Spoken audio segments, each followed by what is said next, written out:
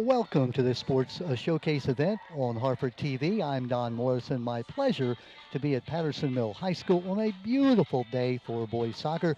It's the boys soccer game between the Patterson Mill Huskies and the Hartford Tech Cobras. Don't get confused. This is the home game for the Hartford Tech Cobras.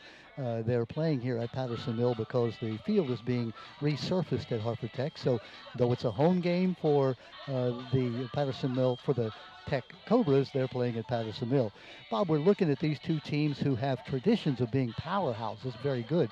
Maybe this year's team a little bit off of some of the other teams may have been.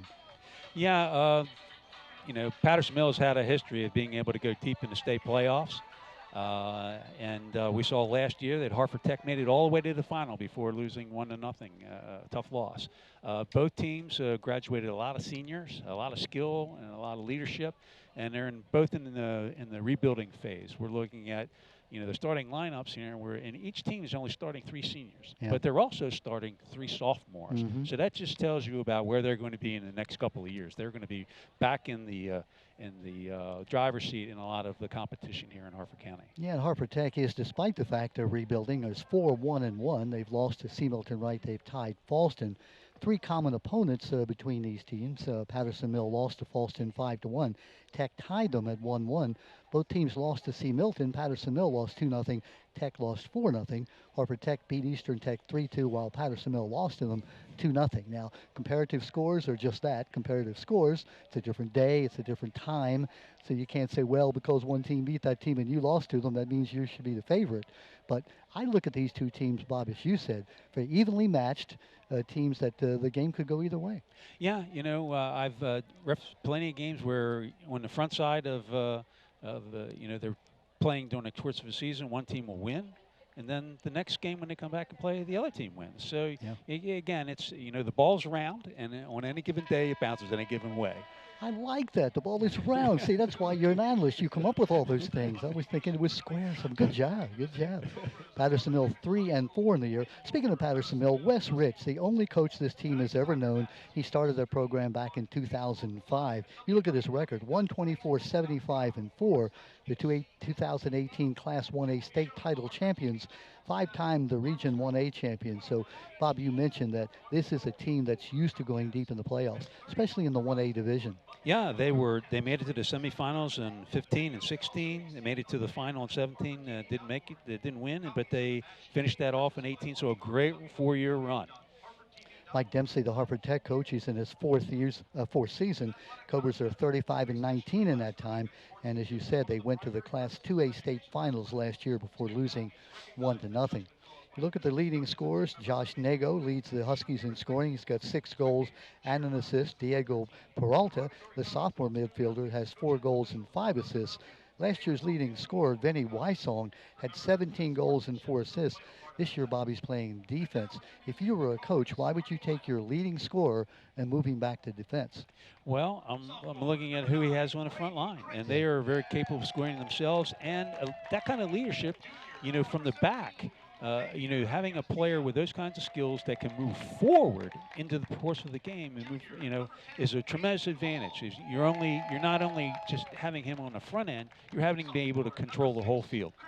Yeah, and think about Vinny Wysong, the Patterson Mill junior. You're the leading scorer as a sophomore. You agree. Now, I'm sure the coach didn't just come up and say, hey, you're moving. He probably came to him and said, hey, look, we have this idea. Would you be willing to do it? And I think it's a credit to Vinny Wysong that he takes that glory mantle off his ability to score goals, and he's back there as the defender. Yeah, it's all about leadership, and he's looked at as a leader on the team. And sometimes you have to set your own personal goals aside for the team. And I think he's setting a great example for his teammates. They're announcing, as you can see, the Hartford Tech team dressed in white with the gold numbers. Brendan Coldiron, first-year player, 3 goals and 3 assists, number 13. 10, Aiden Hall, the junior, also starting at forward. Ben Kidrowski, number 7, starting at forward. Midfield, Logan Barkey, number 3. Aiden Warren, number 2. Chase Pamela, number 5. Xavier Gazdia, number 17. On the back line, Braden Christ, Ethan Coons, Seth Topfer, and Brendan Stribe is the goalie. The starting goalie for Hartford Tech injured in the first game of the year, Drew Wazer, so this sophomore has stepped in. Now the Patterson Mill Huskies being announced. Josh Nago, we mentioned him with 6 goals and assists. Number 11, the senior. Number 4, Ethan Schertzer, a forward. Trent Stupowski, number 6, a forward. Number 9 is Max Dietz. He's a sophomore. Diego Peralta, number 21, a sophomore midfielder. And Louis Cristofano, number 7, a junior, also at midfield. In the back line, J.P. Pickard, sorry, J.P., number 2. Dom Harris, the captain, number 8, a senior. Kenny Wysong, the young man we mentioned, number 16, junior. And Reza Musaba, number 17, sophomore, also in the defense. The goalie is Matt Bechtel, also a junior. So those are the starting lineups for these two teams, Bob. We mentioned what a beautiful day it is for soccer. Temperatures probably in the 60s somewhere. Very little wind. The rain has relented. And Bob, the great thing about turf fields, we've had 5 straight days of rain, and you couldn't tell about that field. That field looks pristine. Yeah, I think, in the old days when you had old real grass, we probably wouldn't have been playing this game. We will not have. We've been slipping and sliding. Now to honor our country, here is our national anthem.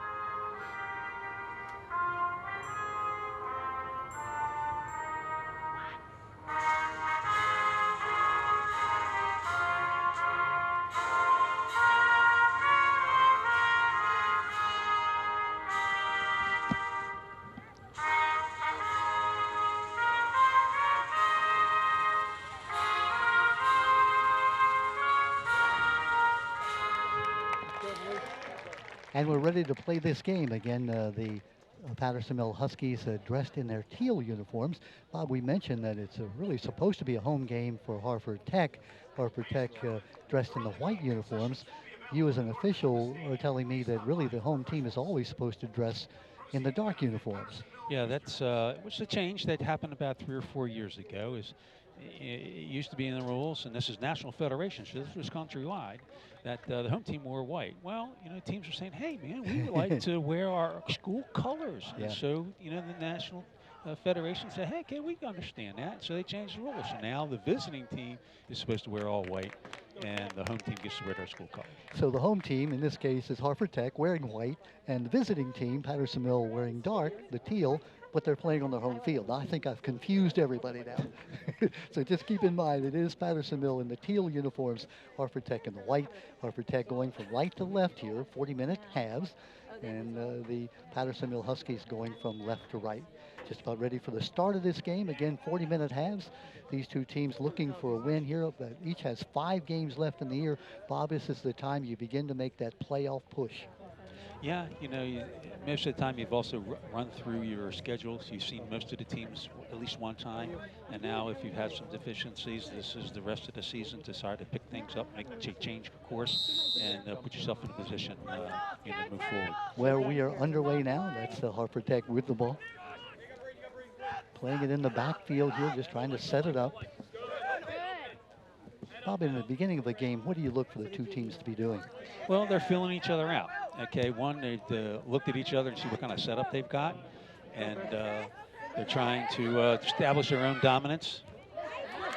It looks like the Tech has a little bit of a breakaway, but coming out to make the quick pickup is the Patterson Mill goalie. That's Brendan Stride. Excuse me, that's Matt Bechtel. We talked about the Hartford Tech goalie being a sophomore, pardon me, who came into play after the starting goalie was hurt in the first game of the year. But that has to be a tremendous knock for your team when your starting goalie you're depending on gets hurt right away. Well, that's true, but as we say, next man up. Next man up, and for his job, Brendan Stride, the 00 sophomore, has done a nice job for the Hartford Tech Cobras. No wind at all. The temperatures, as we said, somewhere in the 60s when we start. A 5 o'clock start. Bob, a little bit early for, normally these teams start at 7:30. So they're starting instead at 5. Does that make any difference about how you're prepared for the game? No, the time of day doesn't really matter. You know, your game plan is the same.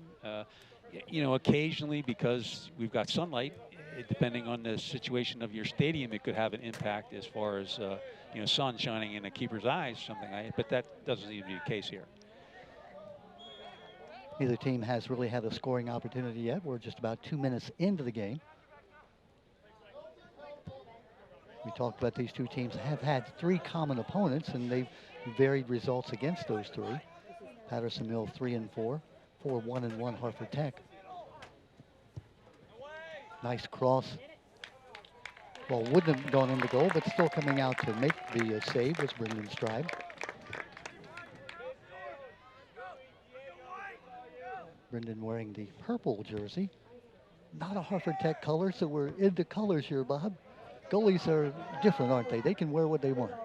Yeah, the only distinction is that they don't interfere with any of the players on the field. And as an official, we actually also we pay attention to that. We have different colored jerseys, and we try to make sure that we don't clash or be confusing for anybody else on the field. Good point, Bob. And of course, we should mention this being a Thursday, yesterday, Wednesday, you refereed one of the top games in the nation, Calvert Hall versus John Carroll.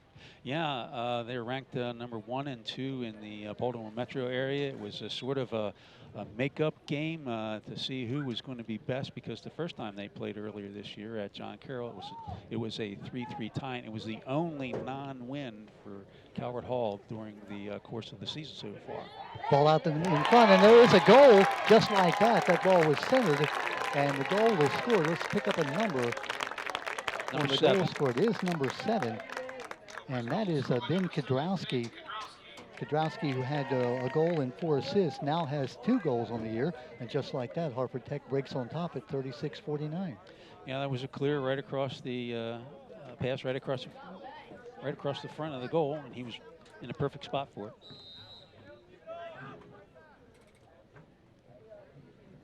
Waiting for the replay. There's Kudrowski. You can see he's right there. They didn't pick him up, Bob. It No, had to be he a was defensive problem. He was unmarked. So just like that, it is a 1-0 lead for Hartford Tech at 36:30 now left in this first half. So that was actually a very good throw-in, and I'm wondering if that's actually a set play for them, because the throw-in went to the near post. Well, the goal is wide open, but the ball is going to be out of play. Yeah, corner kick. Yeah, goalie came up out of the goal mouth and took a big chance. Matt Bechtel, he was able to get away with it because the ball trickled across that inline. So, yeah, and on that goal, the throw-in went to a player who headed the ball, but from my position here, it looked like he was in an offside position. But if you receive the ball directly from a throw-in, you cannot be offside. So he headed the ball back in into the center, and waiting for his, the man was wide open. Nice play by Matt Bechtel. Didn't wait for the ball to hit. He just went up and took charge. Here comes Patterson-Mill looking to try to get even. Pass forward.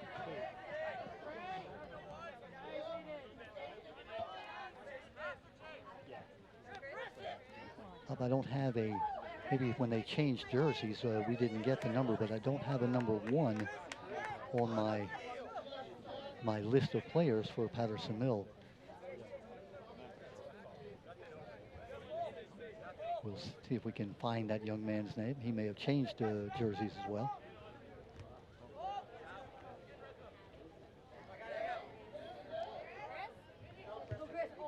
Good defensive job, Patterson-Mill. It was Louis Cristofano, number 7, a moment ago, had the ball for Patterson-Mill. Beautiful campus here off of Patterson-Mill Road, just a little bit south of Bel Air, maybe 3 miles. A school that opened, Bob, in 2005. You weren't on the board yet in 05, were you? No, 2010 when I took my seat. Yeah, this was the first middle high school planned in Harford County. Now, of course, Haverty Grace has a middle high school. A unique concept, having grades 6 through 12 together, separated a bit by the way they organize the school. Offside. Offside is the call. Bob, explain for those uninitiated, why was the offside? Why was the call made? Well, you have to have at least 2 defenders between you and the goal, unless you're behind the ball. And so he was behind the last defender. So it keeps teams from keeping somebody back to cherry pick. When you say behind the ball, in other words, if you're dribbling the ball downfield, you can be by yourself in front of the defense. Is that correct? Yes. But you can't go down and receive a pass behind the defenders. Have to be 2 defenders between you and the goal. Yes. With that one exception, though, is that if the defensive player... Offside again, Bob, and that was closer that time. Yep. If the defensive player plays the ball and then goes to a player who's in offside position, they're not offside. And we talked about in the JV game how important it is for the referees to be up where the players are playing, because then you get a good look at what the offside is all about. You can't just sort of lag back and call it from 50 yards away. No. We mentioned the officials John Monahan and Todd McKinney, 2 Bob officials you're familiar with, both very competent officials. Yes, I've officiated with both of them. How would you rate soccer as a sport to officiate compared to basketball or football or other sports? More difficult or easier or about the same? Well, you know, every sport has its own intricacies, its own, difficulties, and you have to be in shape if you want to do it correctly. And, you also have to know the rules. You take a test every year, qualify to be able to officiate, and you have to have a higher score in order to be able to officiate at the playoff level. And of course, when it gets time for the go up to the semifinals and finals for the states, they're looking for people who've had the highest test scores and have demonstrated proficiency and quality at actually game management. And that's, you mentioned that last game we did, that game management is just as important as making the right call. That's having the right atmosphere that you say, hey, look, we're going to play according to the rules. He's onside now. Let's see if he gets a shot off. Oh, just missed the goal. Just. Good shot. That was Josh Nego. Excuse me. That was number 11 for Patterson Mill. And that was Josh Nego, as we mentioned before, just a bit wide. Yeah, great effort. Split the defense. He was moving away from the goal, so that made the little shot a little more difficult for him. And let me correct myself. Max Swart, the junior for Harford Tech. It was Harford Tech who shot the ball. That number 11 for that team, just a bit wide.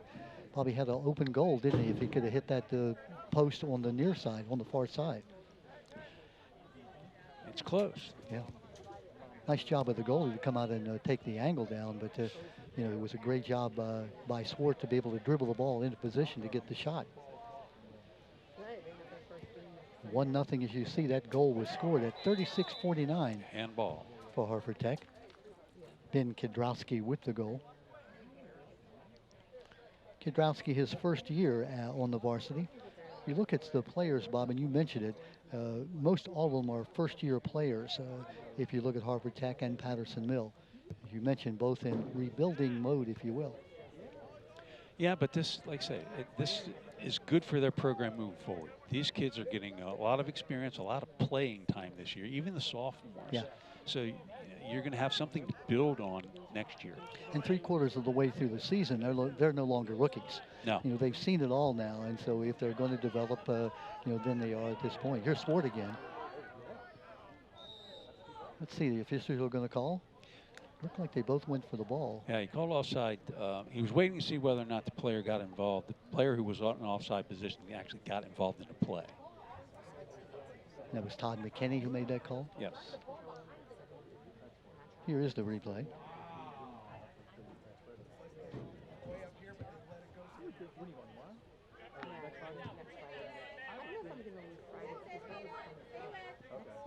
And Bob, you were saying that he was offside from the beginning, but they were waiting to see if he made a play on the ball? Yes. So if he had pulled away and not played the ball, then he wouldn't be in an offside position. Call is out of bounds. They're saying the whole, one of the things I really like, fans who, like me, semi know the game, they're good officials because, it doesn't matter. You can just say what you want to say.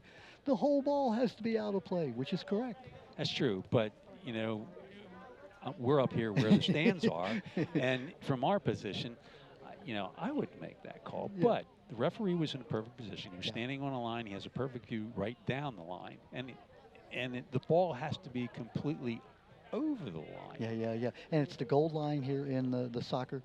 You have a blue line, a white line. It gets a little confusing sometimes because this is a multi-purpose field, both lacrosse and football and field hockey and soccer. So it is the goal line all the way around that is the difference for soccer. And it's not always that. Oh, Here's a goal. Yes. Oh, great play. Yes. Patterson Mill has equalized, trying to pick up a number on that young man who beat the goalie.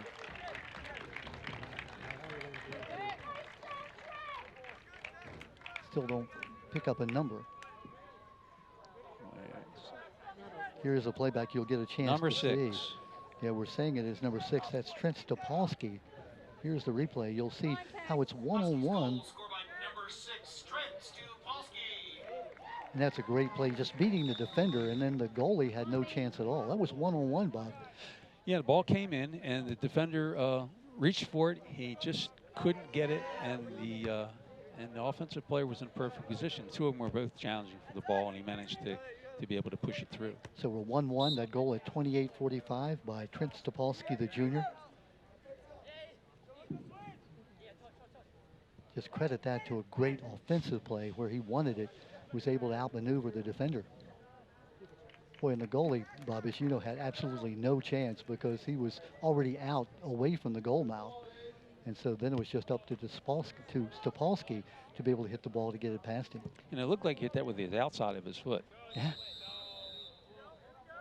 Boy, those opportunities come along so seldom. And, the tendency is you want to panic. You want to over-hit the ball. He just took his time and sort of pooched it in the goal. Pooched it in. Is that a good? Sure. Pooched it. Yeah. Yes, and pooching it means it could be accurate. So and that was the whole idea. Let's be accurate. We don't have to be overpowered. Yeah. So we are tied at 1.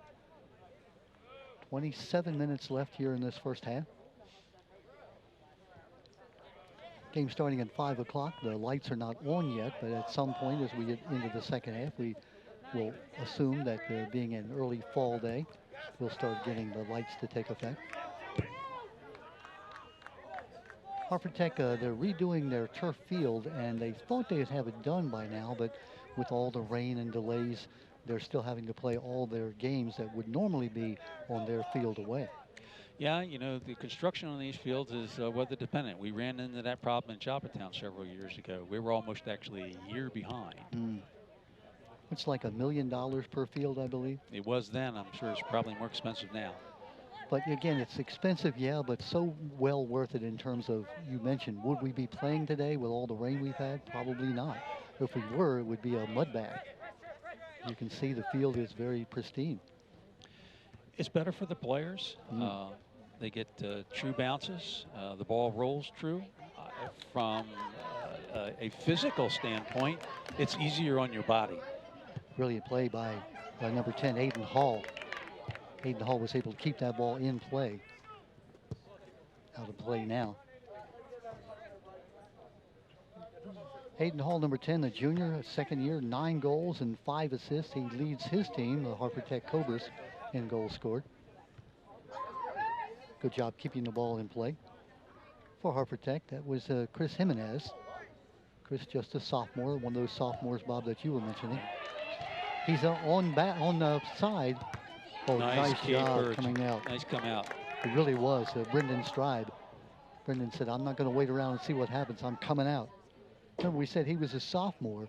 Just came in an emergency to be the starting goalie after Wozar went out early in the year. Not sure about the status of goalie Drew Wozar, whether he can come back before the year's out, but probably a fairly significant shoulder injury that he incurred in the first game of the season. That's tough. You wait all year, you practice, you do everything you have to do and get in shape for the season, and then first game you're out, especially if you're a senior. Yes. that's tough.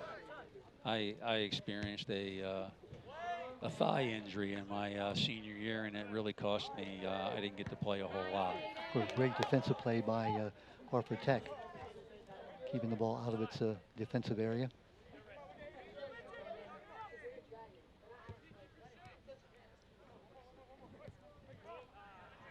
Tech looking to go on offense.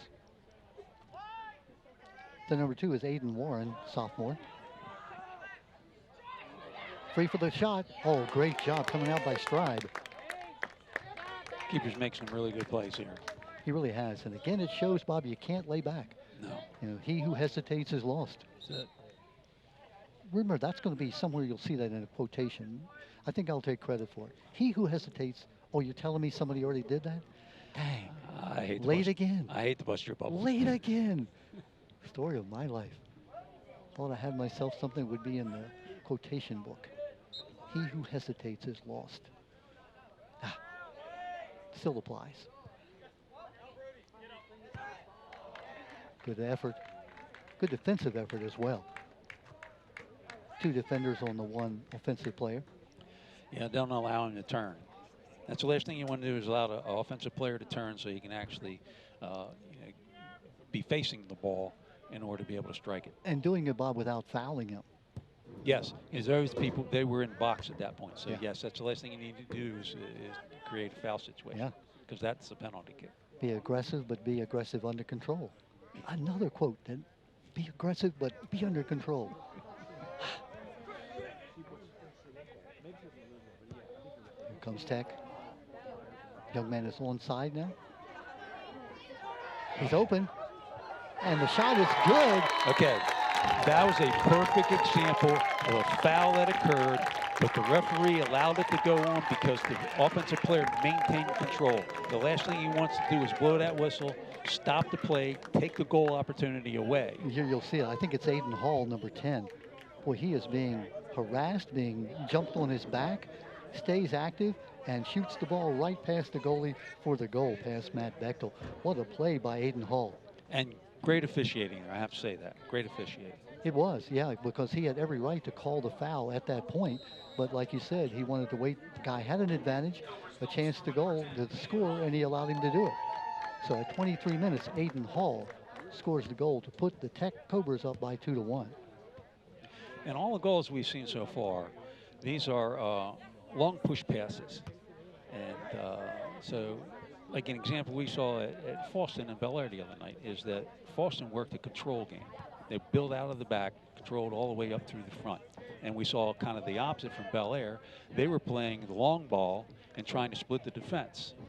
And so here we were seeing sort of the same pattern from both teams. So here's another example. The ball gets pushed up, and they're trying to lead it, push it up to one of their forwards. And that's Aiden Hall again, the young man who just scored the goal. Was so impressed both with Aiden Hall with that goal and also with Stopolsky,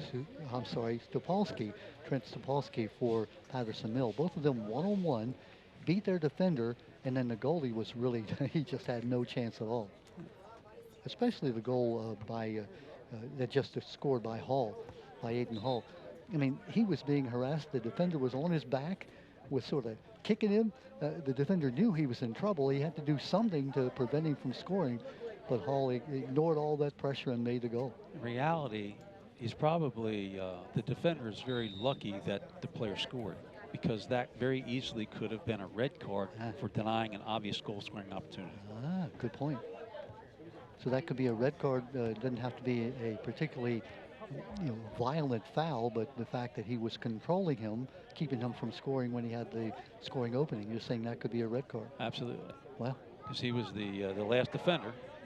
And so if he were to take the player down who had a reasonable chance to score, that easily would have been the justification for a red card. So, and of course, he would have been out, and then they would have played down a man the entire rest of the game? Yep. So the good news is you're still in the game. The bad news is your team is down 2-1. That's right. But you're living to fight another day. Yes, you are. Another quote there. They're just coming, just like 20 minutes, a little over 20 minutes, halfway through this first half.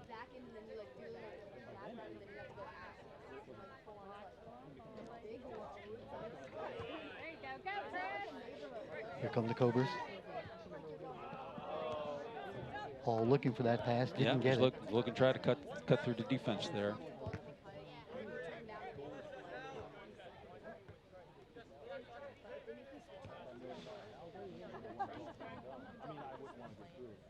Comes Patterson Mill now with an offensive chance.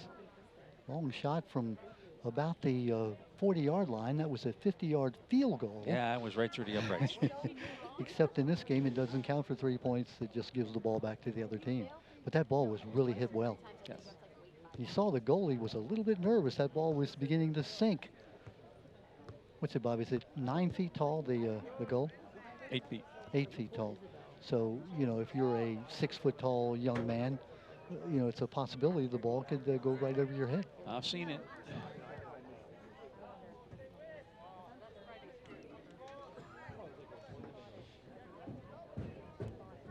Center.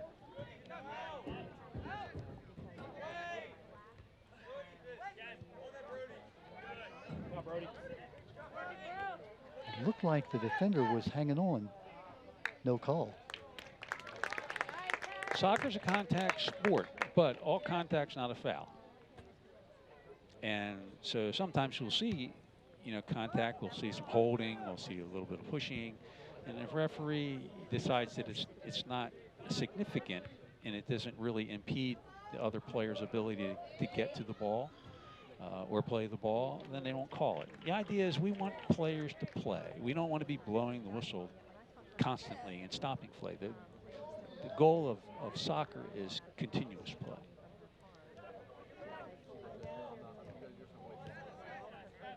I think I said Hartford Tech is leading 2-1. It's actually the goal was scored by Hall. Yeah, for Hartford Tech, 2-1 is the score. Questioning myself there, Bob. Matt Bechtel, the goalie for Patterson Mill, the junior. Now, is he offside? Yes, he was. Just. Yeah, you could just see, offside. boy, an official right on the spot to maybe make that call. Aiden Hall, again, just about a step offside. If you're the defender, Bob, it sometimes pays you to lag back a little bit and let the guy get called offside, right? Yeah, it's a strategy. You see where the ball is going. You know where your mark is.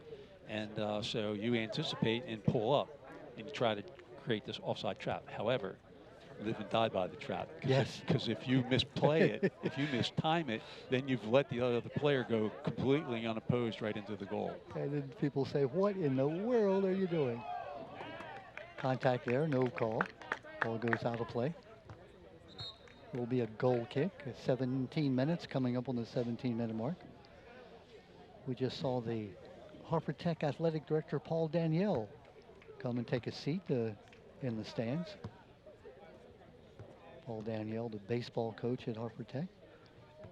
Just in front of us here. Good to see him. Again, as we've said a couple of times, it is the home game for the Cobras.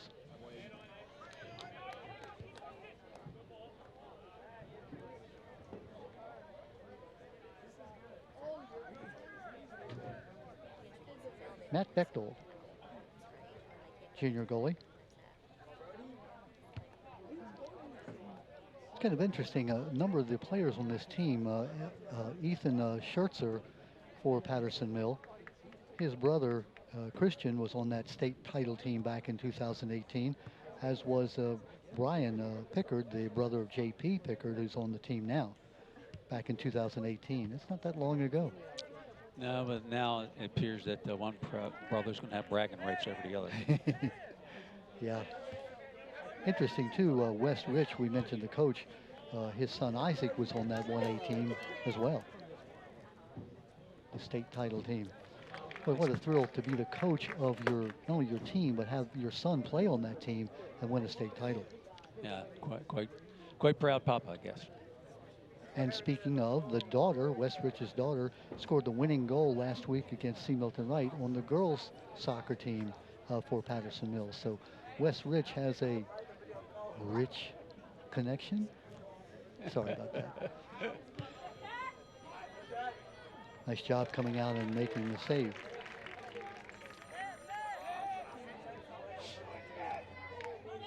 Great hustle there. And the goalie Matt Bechtel coming out and taking charge. Hall just wide. Again, Oh, wow. and you can see he is holding his head saying what could have been. Hayden Hall with 9 goals already coming in. He now has a 10th goal in this game. 15 minutes left in the first half. Here you'll see how the ball just a bit wide. Moment that is the kickoff. Yep, we won't see that replay. That ball, Bob, couldn't have been more than maybe 2 feet wide. It wasn't even that. It was right by the post. That's the second one. And of course, the goalie did a nice job of cutting down the angle. So had it been on spot, I'm not sure whether the goalie may have been able to make that save. It would have been close. Well, the job of the goalie is come out and cut the angle, so it forces the player to shoot, wider maybe than they wanted to, but that's the only option they had. And Hall was going to his right. He kicked the ball back toward his left, which was a very difficult kick. And, the fact he was able to hit it nice and low, it just, as you said, maybe a few inches a bit wide. A game of inches, which we can say about many of our sports, from baseball to football. Liking the difference, and we talk about it, the out-of-bounds line in football, you touch the out-of-bounds line, it's out of bounds. Baseball, you touch the out-of-bounds line, the foul line, it's a fair ball. Here, the ball has to be all the way across, so you can semi-touch it and still be in. Boy, lots of little rules here you got to be aware of. Come on. Oh, it's the other thing I was going to mention. When you're a fan, you can watch this game like I've watched my entire life. Both my sons played it, at a very high skill level, but still not really know the nuances of the game. There are occasions. Just hit the wow. upright.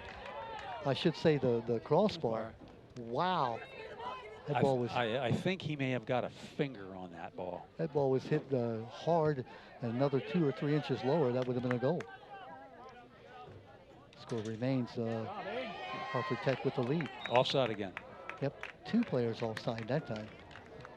That may be about what, the 3rd or 4th offside call we've seen against Hartford Tech. Yes. Yeah. I think some of their players are just getting a little ahead of themselves. They're thinking about where they want to go and not necessarily paying attention to where they are in the field in relation to the defenders. And you made the mention that they have that technique of striking the ball long and going to get it.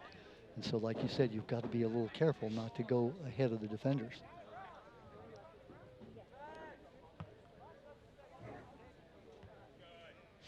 (2-1) the Tech lead. They led 1-0. It was tied at 1-1, and they took the 2-1 lead on Hall's goal at 23 minutes. We're now at about the 12-minute mark. Ball in play. Down that sideline. Now, there's another rule that's a little bit different, is that a player can go out of bounds and still be involved, come back in and play. Good point. Brody Smith was at number 15 for Hartford Tech, who controlled the ball going down the sideline. Good defensive play by Patterson Mill. Yeah. Goalie coming out. He can't touch it. He's out of the circle, but he can kick it, and he did that exactly. Yeah, foul there.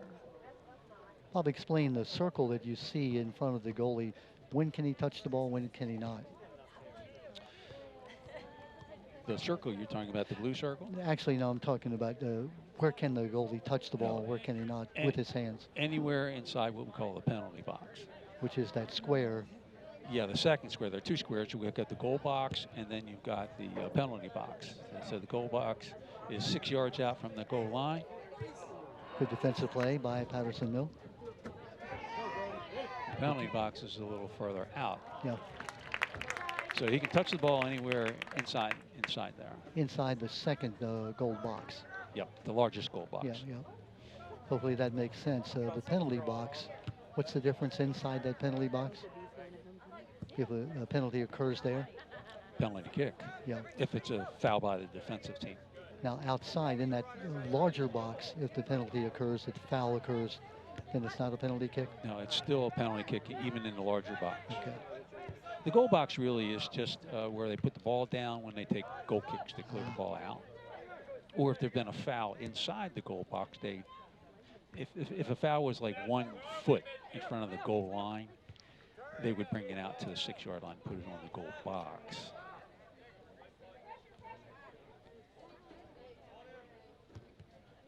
Coming up on the 10-minute mark here left in this first half.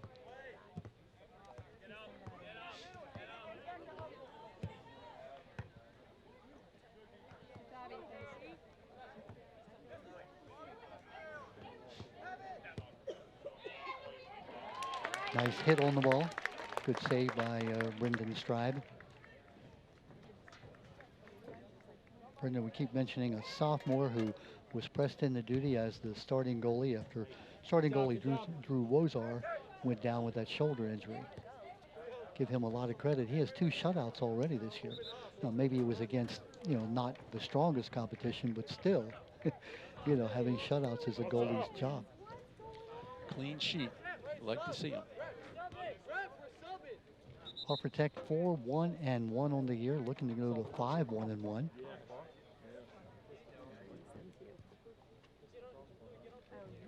Coach Mike Dempsey in his 4th season. Mike is not a teacher as Wes Rich is here at Patterson Mill. Mike is a business consultant with the 7-Eleven firm. He's 35-19 going back to now his 4th season as head coach at Hartford Tech.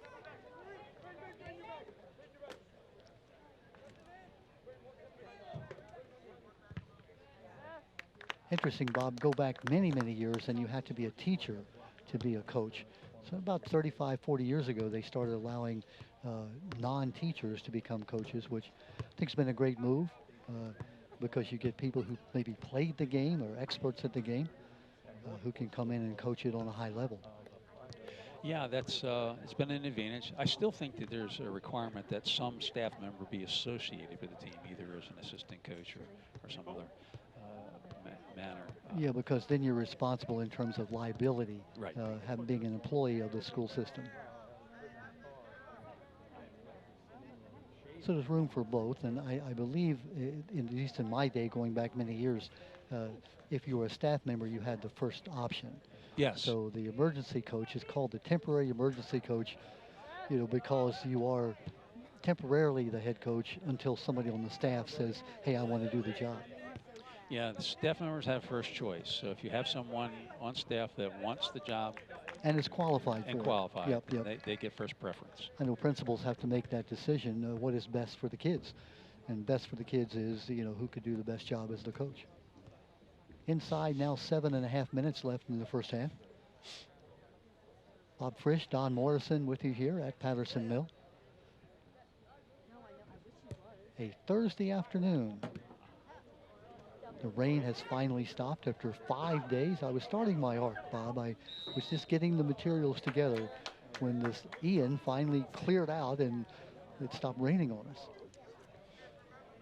My grass seed, which I had sowed a week or so before that, was beginning to ask for got too much water, stop. So it was happy today when the sun came out.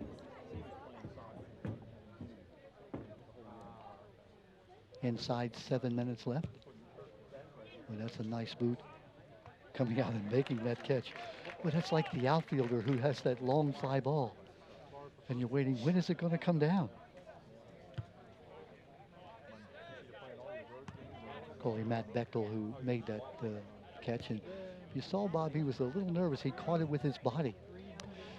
Yeah, I play goalie a little bit, and we always try to reach out and catch it with your hands in front of you, but you're worried. And it seemed to me he was actually looked like he was coming into the sunlight area. Yeah. It's a shadow to the sunlight, so maybe he was a little concerned about his visibility. You mentioned that before. This late afternoon time, the sun is just sort of setting over our heads and right in the eyes of Matt Bechtel.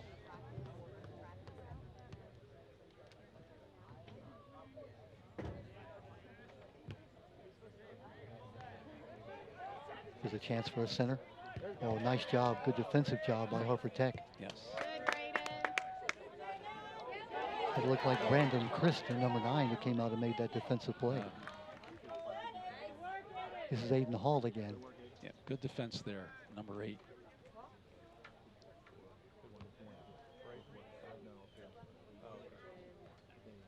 Yeah, that's Dom Harris. Dom is a senior.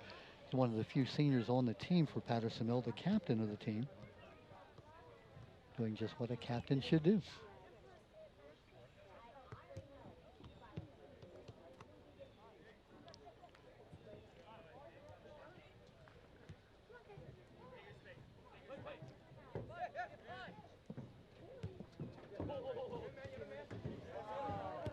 Good defensive battle there, won by Patterson Mill. It was Hunter Stansel, number 13, who made that defensive play.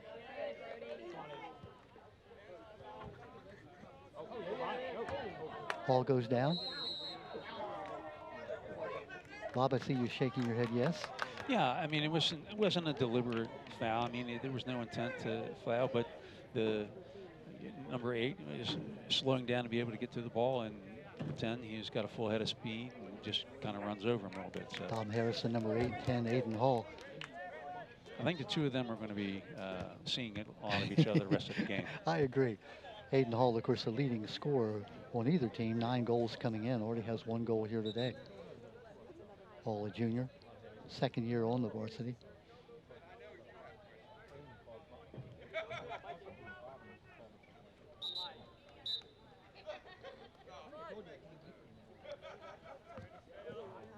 Contact there, no call. Ball out of play. Stansel to trigger it in with the throw in.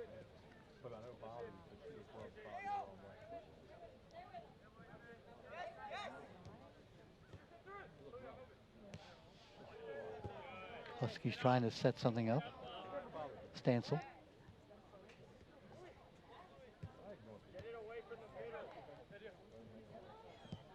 Coming up on the 3-minute mark, left in the half. Stansel.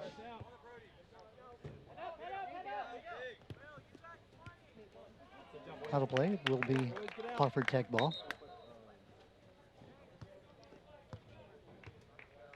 Sub coming in for Tech.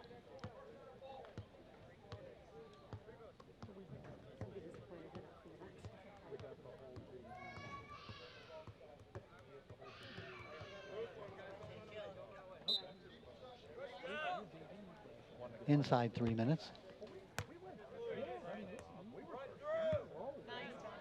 Hey, nice play.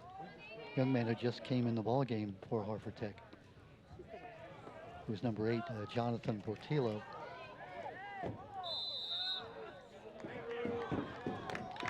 Foul's going to be called this time against Patterson Mill. You mentioned that those two are going to be seeing a lot of each other. Dom Harris, number 8, and 10, Aiden Hall. That time the foul went against Harris.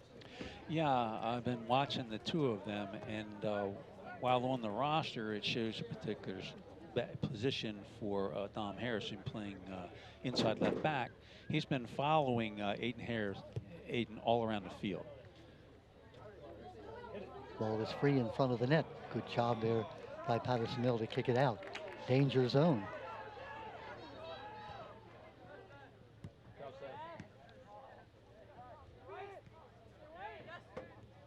Hartford Tech with the lead inside 2 minutes, 1:40 and counting left in the half.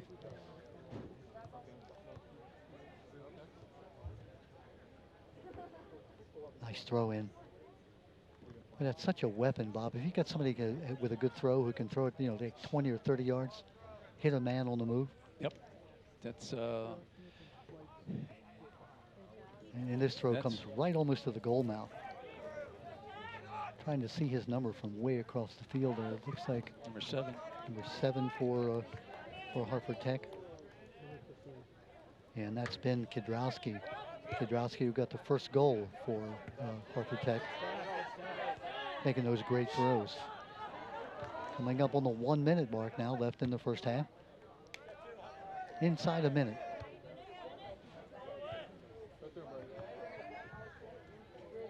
Contact. No foul call.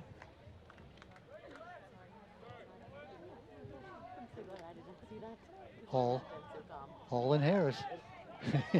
Here's the shot. Oh, yes. Great save. Ooh. And almost a follow. He was offside.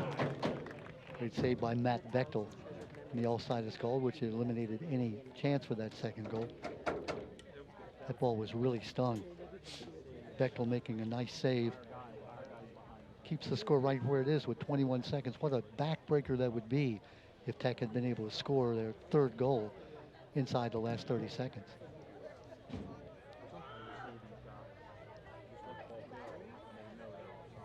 Inside 5 seconds. And that will be the end of our first half of play, with the Hartford Tech Cobras leading by a score of 2-1. Tech took the lead at 36-49 on Ben Kendrowski's goal. Here comes a replay that you'll be able to see on a save that occurred earlier. This is Hall. And a nice save. Bob, and you called it correctly. The young player was out of, was offside as he was trying to follow up that Karen. Yeah, it was a good diving save by the keeper there. Push the ball to the side. Sometimes you can't catch the ball, so the object is just deflected away. Ben Kendrowski, as we said, the first goal for Hartford Tech is 36-49. 28-45, it was Trent Zapolsky for Patterson Mill who made it 1-1. And then Aiden Hall with the goal at 23 minutes made it 2-1, and that's where we are here as we go to half. So we have 40 minutes left for us, at least in the regulation. And with Hartford Tech with that 1-goal lead, it is anybody's ball game as we take a break and wait for the second half. We'll be right back.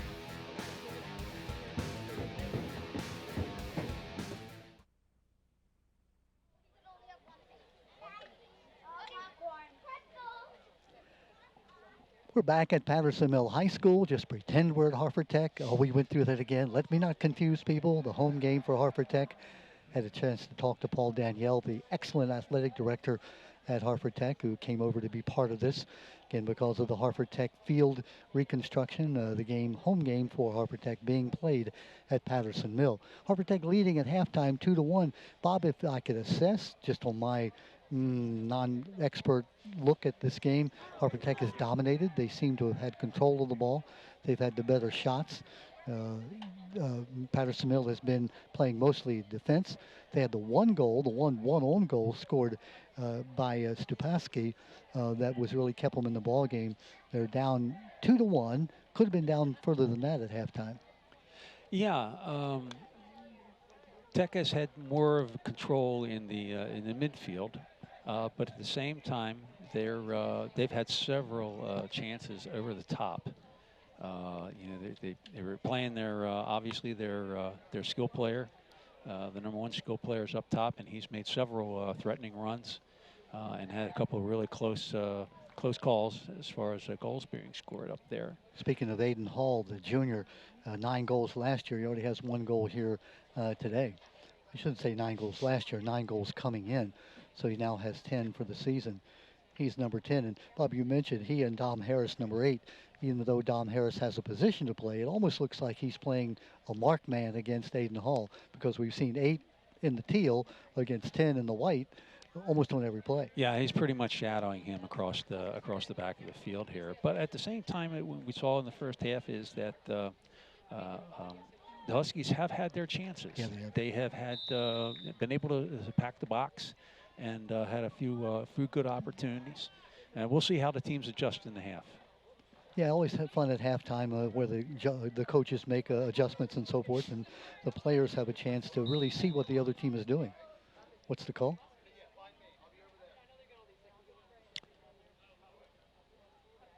It looks like John Monahan. Is that John who's going to make this call? He's calling his partner over. Todd McKinney coming over, and they're going to talk it over. I'm not sure. It looks like it might be a violation or maybe a personnel. We don't have mics on the field. We'll just let them decide what's going on. Clock seems to be operating right at 39:44.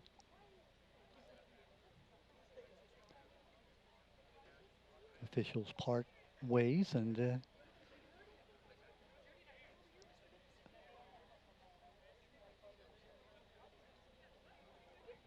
you see a good close-up of John Monahan. Bob, you mentioned these officials have done a whale of a job. Okay, rock, papers, and scissors. I've never seen that. I like that. Rock, paper, and scissors. So Honestly, I don't know what the reason for the stoppage was, but under the rules, if there's a stoppage in the play, the team in possession gets control of the ball. It's when a drop ball. So I guess he couldn't figure out who had So we had possession. rock, paper, scissors. So they both went, right. No eeny, meeny, miny, mo. We just rock, paper. I like it. Yes, and then to figure out who was going to get the ball. Yeah, and we have it on tape where we may have a new part of soccer where they do rock, paper, scissors to decide who gets the ball. I'm going to suggest that to the National Federation to see if we can get a rule change when it comes to ball possession on drops. We have that on tape. I almost would ask for a replay to see because I'm not sure. But they only have to do it once. It wasn't usually I rock, paper, scissors. Oh, do it again. Rock, paper, scissors. This time it was just one. Here comes Patterson Mill now with the ball. They have changed sides. Obviously, Patterson Mill was going the other way. You can notice that it's getting a whole lot darker here. The lights have not yet taken effect. Ball drifting all the way through, scooped up by Hartford Tech goalie, Brendan Stribe.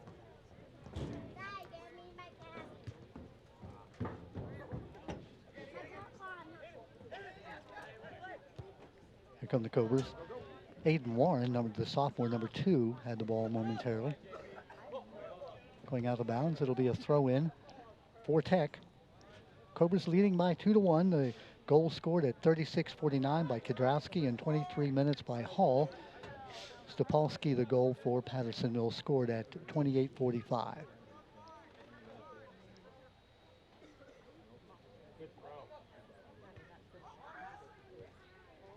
Wow, wow. Oh, and it's a goal. That was phenomenal. Explain that one, Bob. There was a header. It was, no, he actually hit it with the backside of his foot, moving away from the goal. Wow. Unbelievable. Maybe we'll have a replay, we hope, on this. Here we come with a replay. You'll be able to see it. That came out of nowhere. That's called flexibility. On the throw. There's the header. There it is. No, look at that. Oh my goodness! What? He got his foot up there at head level.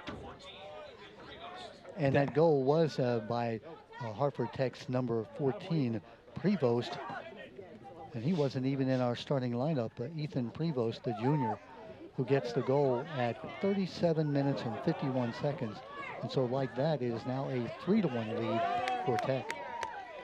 That's creativity.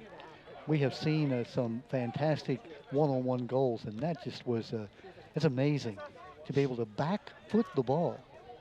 And he was well marked too. Yes. It wasn't like he was by himself. Blair was on him, and it was the only angle that he had.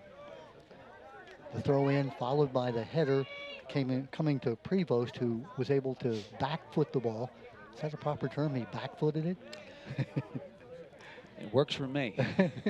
I just call it phenomenal. He didn't kick it forward. He was able to hit the ball. It looked like almost the heel of his shoe. It was phenomenal. So we've seen 2 phenomenal things. One, rock, paper, scissors to decide who gets the ball. And then a goal. I don't think I've ever seen anybody shoot a ball from the backside of their foot that way. So Tech now with that 3-1 lead. And Bob, as you know, Patterson Mill in danger now. Just a bit wide. And able to turn his hips quite enough to get the ball at the goal.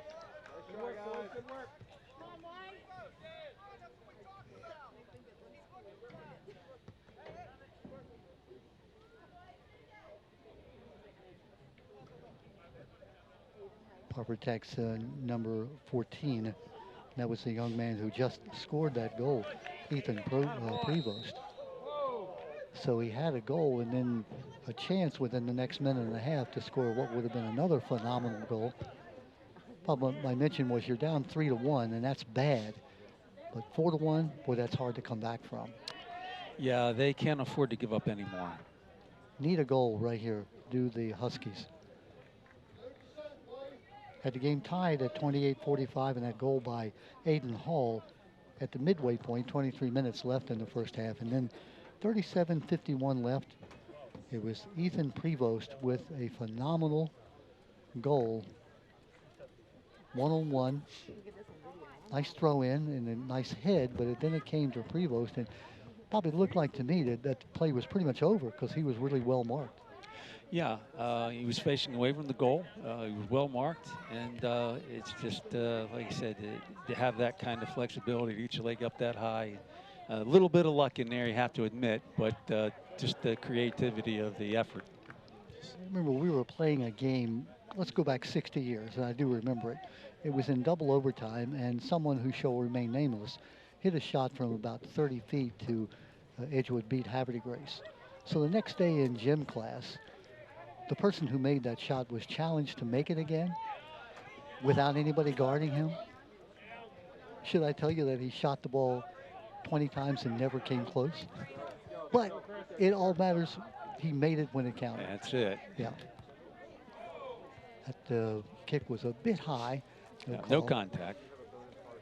And you can play the ball high. You can kick high as long as you're under control and you're not a threat to injure another player. And it's exactly what happened in the goal. Now, if he had been facing a defender when he got his foot up that high, they'd have called that for a dangerous play. But he was away from the player, his defender, and there was no threat to anybody else on the field. Well, I'm really glad we got it on tape because, it's something that young man, Prevost, can relive his entire life. And I don't think we'll see another goal like that anytime soon.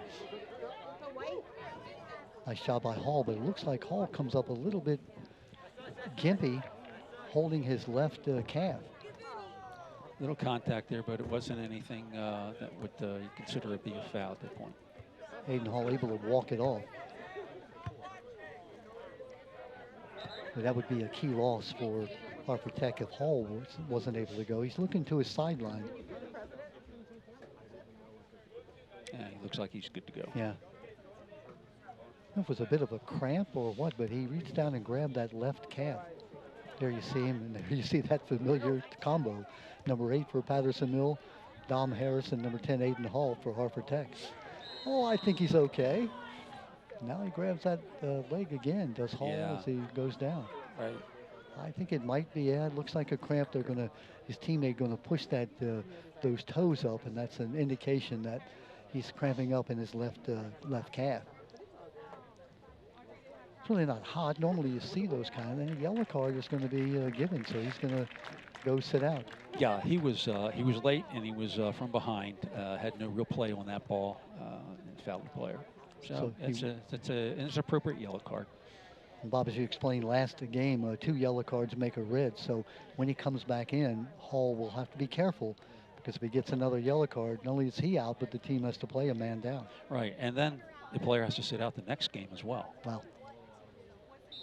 So in this case, though, the yellow card, they've replaced Hall, right? It's at full strength. That's a requirement in high school that yellow card is automatic. Have to leave the field. Now that doesn't mean he can't come back in.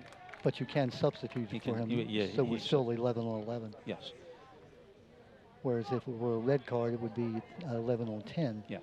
For the rest of that game. And we saw that in the game we did the other night, Bel Air playing against Falston, where I guess it was Falston who went down a man. Yeah, and it cost them. Yeah.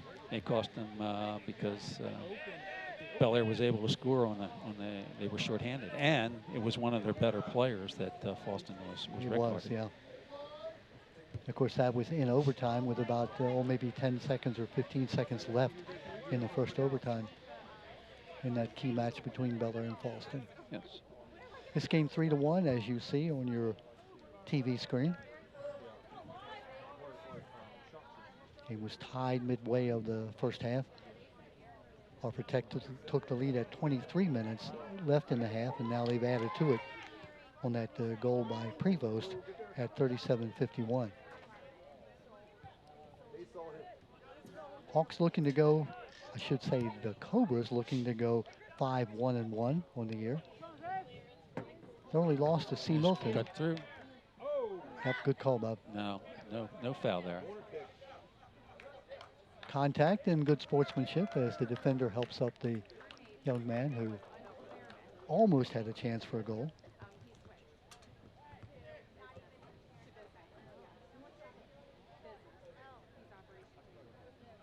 defensive play made by Ethan Prevost. Ethan Prevost, the young man who scored the goal just a few moments ago. We've called his name quite a bit in this second half. Corner kick coming up. It's Aiden Warren with the kick. Just a little farther than he wanted to kick it.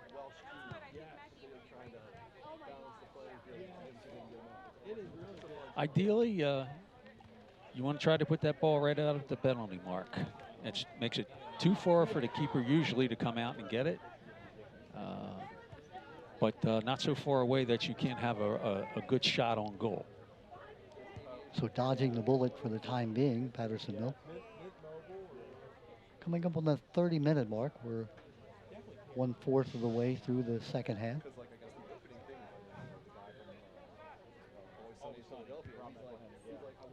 A bit high and wide.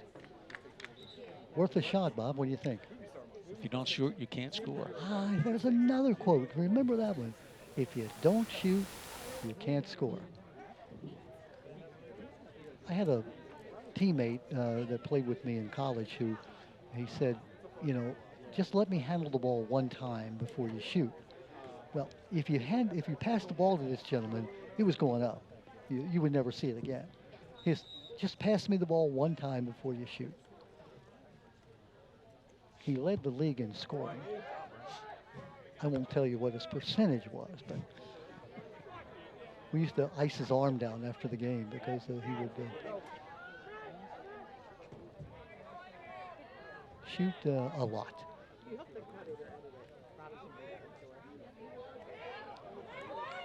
Oh, yeah. Was that obstruction? Yeah, he's calling a penalty kick. It looked like the Harper Tech defender was shielding the offensive player from being able to reach the ball. Yeah, it looks like what the call was. The Harper Tech fans close to us are not happy with that call. Yeah. Looks like we are going to have a penalty kick here.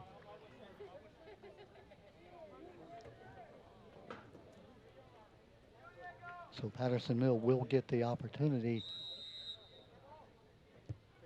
and misses. Just a bit wide. So dodging the bullet, the Cobras, after that call was made. It looked like they were calling obstruction, maybe, that the defender was pushing the offensive player away.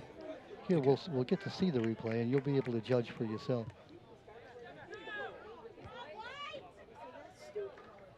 They're rewinding here, and give us a moment. This is we're going to see the wide. You're going to see the penalty. The kick is just wide, and it looked like a nice job by Brendan Stribe, the goalie. Looked like he did a nice job of almost intimidating, almost daring the penalty kicker to kick it wide. Nice defensive play there. So that's a golden opportunity missed by Patterson-Mill. That's the one, Bob, you need. Yeah, that would have definitely got him back in the game. Yeah, made it 3-2 had they made it. If you're the Cobras, you have to be encouraged by that. Player down for Patterson-Mill. I guess they'll wait until the play is over. Yeah. Just in sometimes soccer players are known to sometimes use a little acting skills. So you want to make sure the play continues until you call the timeout. As you see, good sportsmanship there by the Tech player coming over and making sure. Chase Pamela checking on Ethan Scherzer. Scherzer number 4 for Patterson-Mill. Yeah. And the referee waited to make sure that the player wasn't going to be able to get up before he stopped the game. Because if you stop the game, then that player's going to have to leave the field. Yeah. So, we wait a second or two, wait a little bit, because sometimes they go down and then, they manage to get themselves up. Yeah. And then we want to let them continue to stay in the game. Yeah. And sometimes, as we said, it's because soccer players have the reputation of being good actors in some cases. I'm hurt, I'm dead, I'm in there, stop the play. So you let that play continue until you get a break where you can actually give aid to that particular player. I think there's a correlation between how close you are to the opponent's goal and how much you want to act. Ah, so in other words, if the other team's about to score, you could fall down and be in misery and hope that they stop play. Yeah. No, we're not accusing anybody of being. No. This is in midfield. There's really no advantage in that, especially if you're the defensive player when the ball's going the other direction. It looked like the injury was, not severe. He was walking off the field under his own power, so hopefully he'll be able to return here soon. 27 minutes and counting left in this second half.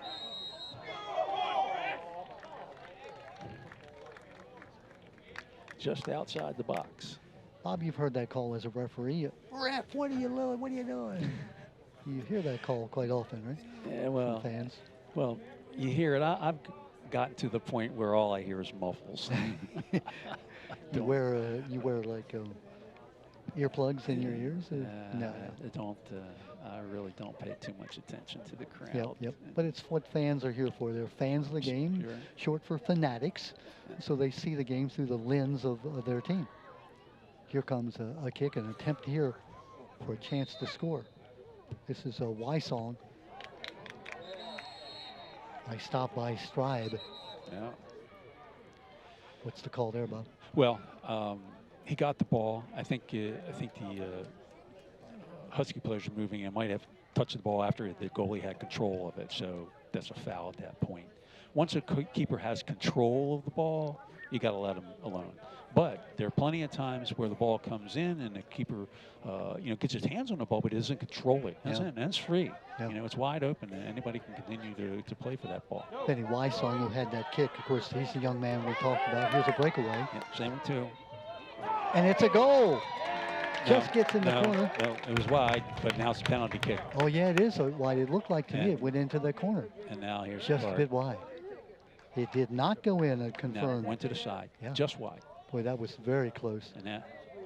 Yeah. Here comes the replay. And same two players. Here you'll see it. Just a bit wide. Good eyes there, Bob. And can we count that a half a goal? No. 3-1 is the score, but there will be a penalty kick coming up. And you mentioned Dom Harris, number 8 for Patterson Mill, and number 10, Aiden Hall. Now we're having a discussion on the field between the two officials and the Patterson Mill players.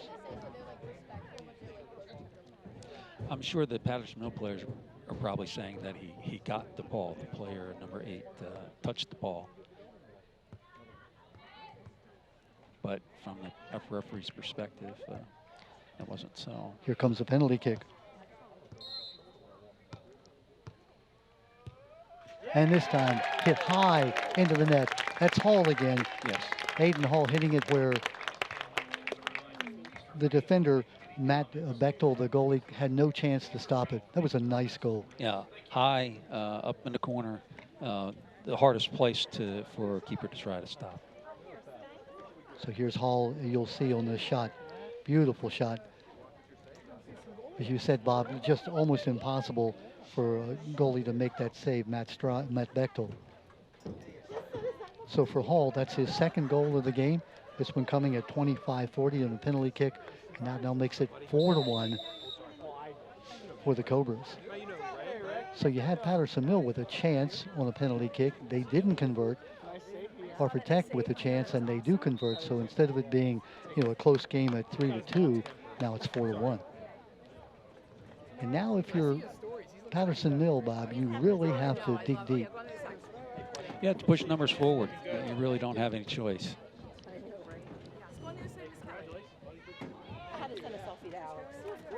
See, they have 4 across the back here, and especially the 2 outside backs. They could afford to, and maybe even it's necessary for them to push those players forward to take up that empty space. Yeah, 25 minutes left here. Bob, is it any advantage at all, Patterson Mill playing at home? You would rather play on your home field. This is where you're familiar with, but it's a turf field. There's really no big differences. But Hartford Tech, who had a home game, because their field wasn't ready, had to come play here on Patterson Mills Field. I really don't think it matters much in this circumstance Yeah. here. Their fans travel well, as you have probably been able to hear on our field mic. We're talking about Hartford Tech. So you look in the stands, and there's a lot of that gold of the Hartford Tech. Hartford Technical High School, located in the center part of the county, and there's a throw-in. Well, we always emphasize these young men who go to Hartford Tech come from all over the county, so they give up going to their home school. They travel in some cases, 25 miles in the morning. They get up at 6:30 to catch the bus or drive to school. They come to Hartford Tech because they have a particular interest in a program. So I always admire these young men who are mature enough. Nice save. That was Hall again. That ball was going to be in if he didn't get it. Matt Bechtel with the diving save. Hall one-timed it. He wasn't able to really wind up and kick it. He just made a nice kick, and as you said, would have been a goal. Back to my point about Tech, really I admire the fact that they had the maturity to decide that they're going to leave their friends and compadres they've had since they were in elementary school and go halfway across the county to be among people that they, in some cases, have never met. Yeah, that's and for some students who are indeed interested in certain programs, that's a factor that keeps them from going to Tech. They just don't want to leave their community, their friends. But they have great programs at Tech, and so there are wonderful programs there, and so there's a lot of motivation for those players too to make choices. Uh-oh, 1-on-1. The referee blows the whistle. No, what's the call? It's a foul. It was a push off on the offensive player, pushed the defender down. So the goal does not count? No. I hasten to mention that a lot of our schools, Edgewood with the International Baccalaureate, Aberdeen with the Math and Science, Bel Air with the Medical Science. Here you'll see the replay. Judge for yourself. Yeah, the offensive player, that was a little bit of a push. Yeah. Shoulder to shoulder's fine, but the issue there, and they were shoulder to shoulder when they started the initial contact, but the player, his arm came way out, and so that's what took the player down, was pushing. Xavier Gasdia, the number 17 for Hartford Tech, whose goal was disallowed. A good replay, and you saw the officials made the proper call. Score is 4-1. The Tech Cobras leading. They have scored the only 2 goals here in the second half. We had a 2-1 at the half, and as we said, Patterson Mill missed that opportunity, which could have made the score at 3-2. Here comes Tech again with a breakaway. Oh, nice great save by the goalie coming out. Matt Bechtel sliding and make a foot save. He had an opportunity to pass that to number 14. But he looked like he may well have been in an offside position, so it might have been a smart decision not to do that. The 14 for Tech being Ethan Prevost, the young man who had that back foot goal before. Can't really think of a better way to describe that goal. He just turned his foot completely, as you said, had his back to the goal. I don't even think I could do that just trying to do it. I'd be on the ground looking up. But he put enough power on it to get it past the goalie. Just about halfway through the second half, it is that 4-1 lead for the Tech Cobras. Open shot, goal. Yes. Goal for Patterson Mill, and just like that, the Huskies are coming back. Let's see if we can pick up a number. So like number 11 for Patterson Mill, that is Josh Nago. Josh with 6 goals and assist. You'll watch how Josh is able to get the ball. It's a great push, a great feed by the other player. Ball's coming into him, and he pushes it off to the side. Put it right into the path. And that is exactly what they needed at 20-29. As Patterson Mill now pulls back to within 4-2. Nago with the goal. Josh Nago, who came in with 6 goals and 1 assist. Good shot, good save. Straight at the goalie, though. Great one-on-one move after Nego was able to corral the ball. Then he just beat the defender. So the red hat is like a red construction hat, and the 2 captains and the 4 coaches honor it to a player every week. You did? You saw that? And Alex, There's Nego again. he never texts, you know, or like anything. And he won the first time. This time the defender, I was just like, go. Brandon Christ, is able to win the battle. Foot race. And a goal. Is that Hall again? Yes. Number 10, Aiden Hall with a goal. Well, Hall showed great speed that time, Bob. Yes, that's been a problem for the Huskies the whole game. He's so fast. Here you'll see how Hall is neck and neck with his defender. Keeper comes out, but there really isn't anything else he can do. The attempted takeaway. The keeper comes out, as you said. Hall is able to, in control, Bob, and that's the key thing. He didn't just boom the ball. He saw the keeper was out of position, was able to put the ball right in the net. So Hall now with 3 goals. He had 1 in the first half and 2 here in the second half. So that goal scored by Patterson Mill just as quickly as erased in terms of getting back in the game. 5-2, the 3-goal lead. Here comes Nego. Nego maneuvering, down he goes. And another penalty kick. They will call the penalty kick. Remember, they missed one earlier. Let's see if Patterson Mill can get back in the game to make it 5-3 if they can get this penalty shot. Yeah, there really wasn't any doubt about that. The player just stuck his foot out there, but he was a little late and caught the player running in, tripped him. Bob, I can't see the number of the young man attempting the shot. Number 7. Number 7, this time he does get the goal. The number 7 is Ben Kidrowski. Oh, excuse me, number 7 for Patterson Mill. That's Louis Cristofano. Here comes the goal. You'll see Cristofano this time didn't hit it at the goalie. Goalie guessed right. Just too much power on that shot. So at 1909, so at 1938, Tech had scored, and then just like that, at 1909, Cristofano, Louis Cristofano, number 7, is able to score and make it now a 5-3 game. Well, I'm glad to see is the Huskies haven't packed it in. They're still playing hard. They still believe they're in this game, and with 19 minutes to go, they are. Yeah. They have shown that they have the ability to put pressure on the Tech defense and break through. Here's Nego again. Great skill by Nego, but has the ball taken away. It's about 1-on-3 that time. He was not able to maneuver through all of them.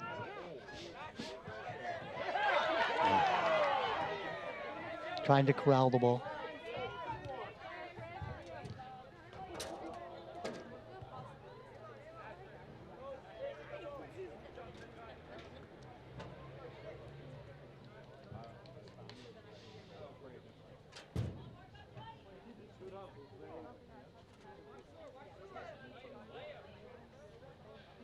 Coming on the 18-minute mark. Let's give and go.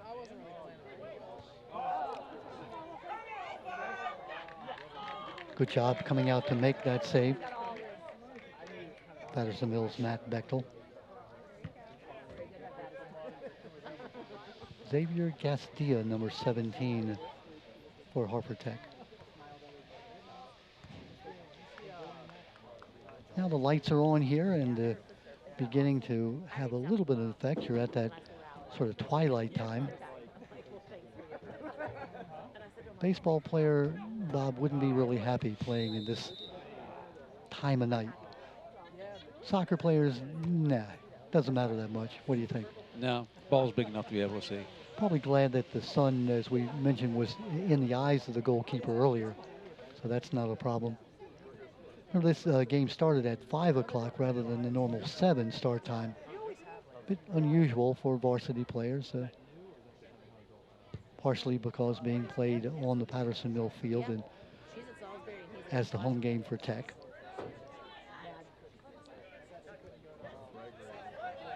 She's still going to try. If the Huskies could score one more goal to make it 5-4, then you got a ball game. Right now with a 2-goal cushion, you've got a little bit of room to play with if you're Tech. And how important is that missed penalty kick at this Oh point? my goodness, yeah.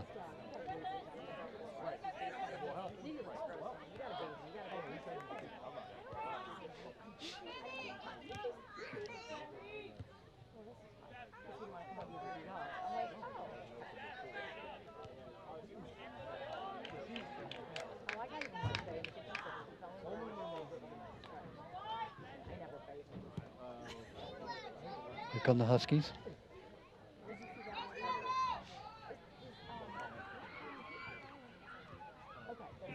Nice ball. Yeah. Good defensive play as well. Taken away by the Cobras.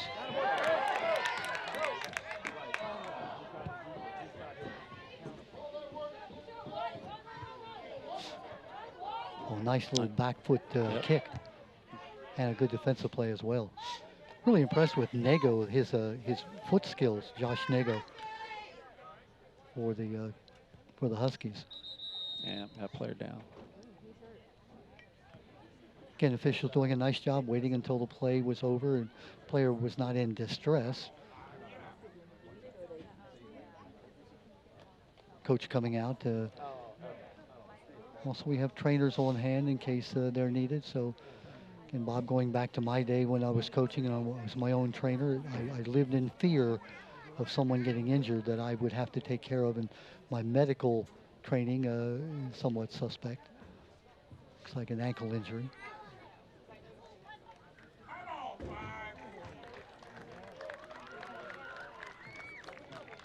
Yeah, anymore, there are so many also requirements for coaching staff in order to take training relative to concussion protocols and other kinds of injuries. And like you say, the schools, so many schools now, when they're able, they have actually a certified medical person on site to be able to make assessments. And even referees are encouraged to take the training.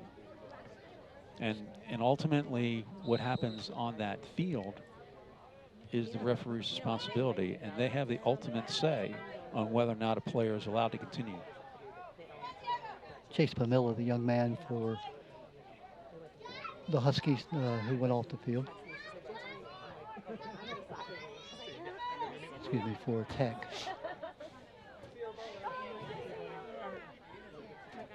Well, we've seen exactly what we hope to see, and that is a very competitive game, and we've seen a lot of skill on both teams. And as you mentioned, young teams, both of them, rebuilding in many cases, but we've seen a lot of potential on both sides. Yes. That's that. It bodes well for both programs moving forward. Well, especially you look at Patterson Mill onside.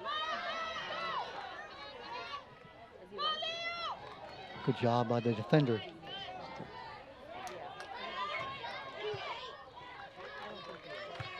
There's the shot. A little bit high. It was close. Corner was a deflection. Yeah. So now Patterson Mill with a chance to come within one. 14 minutes and counting left in this game.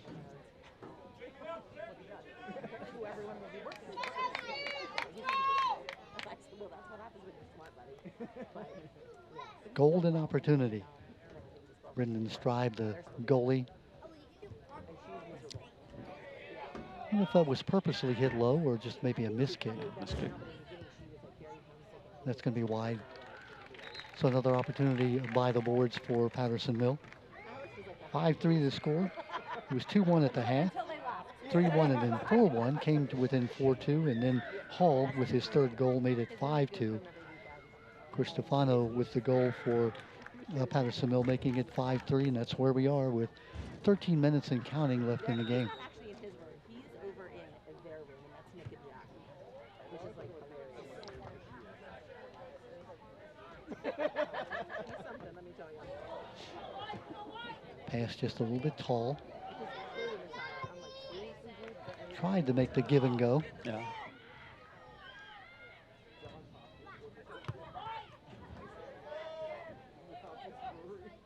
Huskies applying the pressure.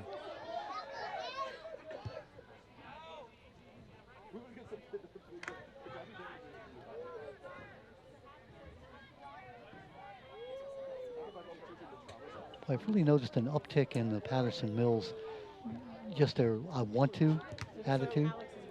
Well, they've been forced into a position where they have to win every ball, Yeah. and they've been pushing their midfield further in and pushing some of their backs forward, trying to take over the empty space so the balls come back out. There's somebody there on their side to retrieve them. Hayden Hall with 9 goals coming in. He's now got 3 goals today, so he's added to that total. He's certainly been the difference between the two teams. His speed and aggressiveness, Hayden Hall, the junior.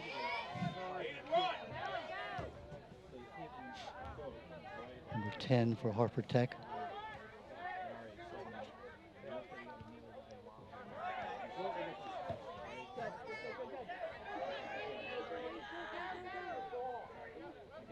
Oh, nice move. And a good defensive play by that man, Dom Harris, number 8. He's played well the entire game.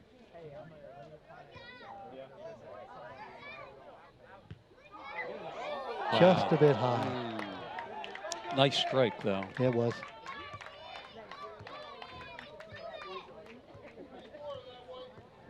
Goalie Bechtel looked like he was in a good position and would probably been able to block it.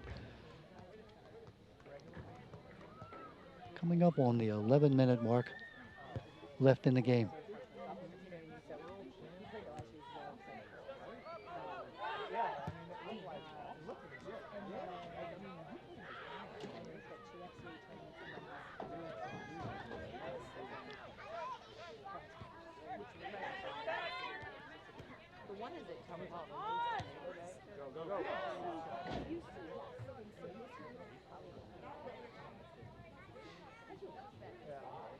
Matt Bechtel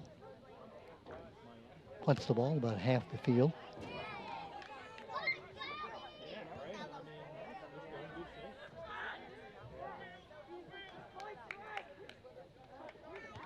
Good idea, that give and go, but Ran out of real estate. yeah, and the Huskies were there to make the defense as well.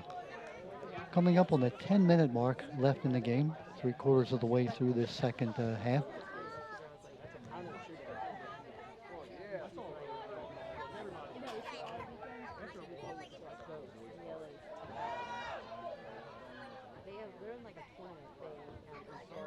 Nice job by Tech to close.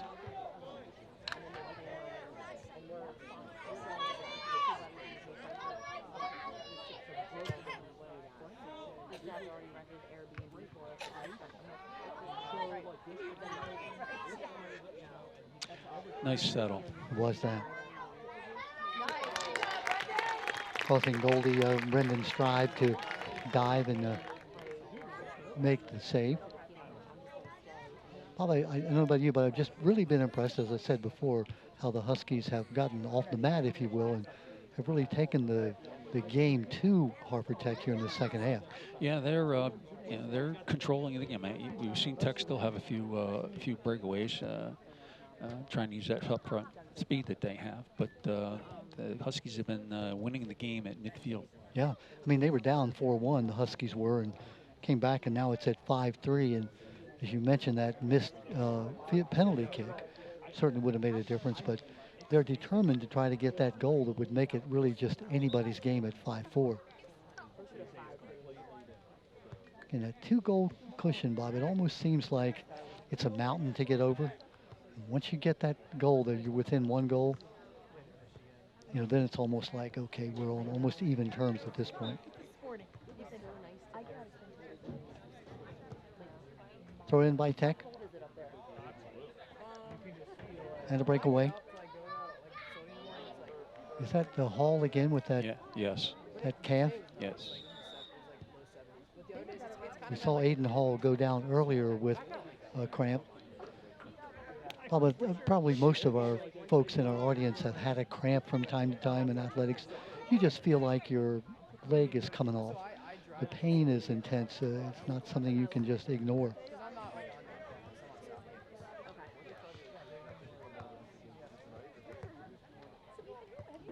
Yeah, hydration is so important, and usually that's what causes your cramps? Lack of hydration. I mean, No. these boys are exerting a lot of energy. You know, even though it's not really hot out here, they are sweating a lot, and so you know, you have to keep those fluids in your system. I know that when I ref, I start my hydration an hour to 2 hours in advance of the game, and I make sure that I hydrate halftime, and I continue to hydrate after the game.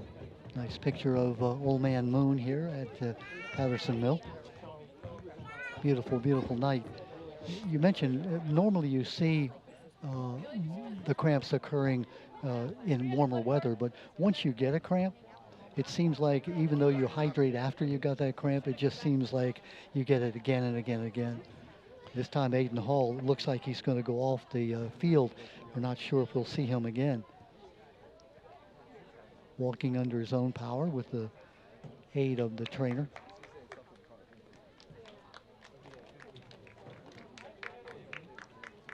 It's a nice hand from this crowd here at the Patterson Mill.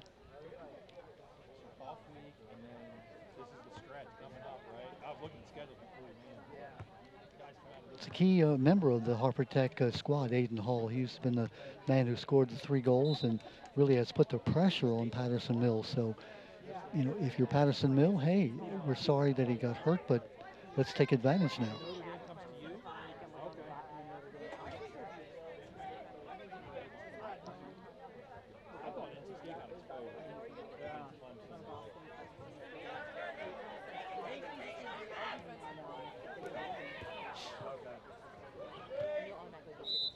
Well, the ball is out of play. Good call by the official, John Monahan, right on the spot.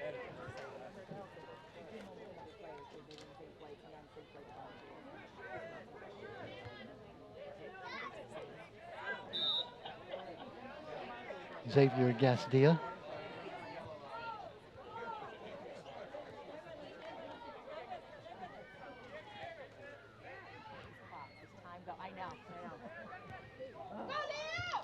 It was a nice pass by Diego Peralta, number 21, the sophomore.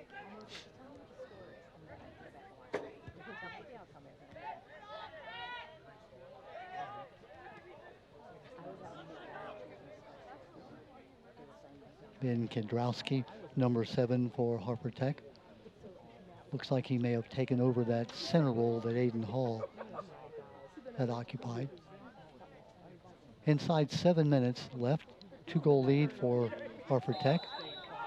Breakaway, but just a little offside. Just a little bit ambitious. As Bob Euchre said in Major League, just a little bit.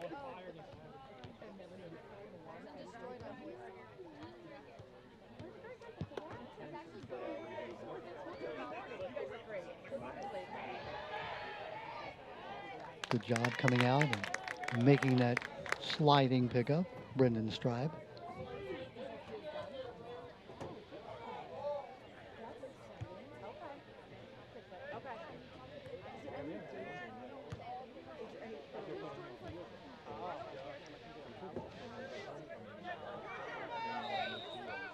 As a hold.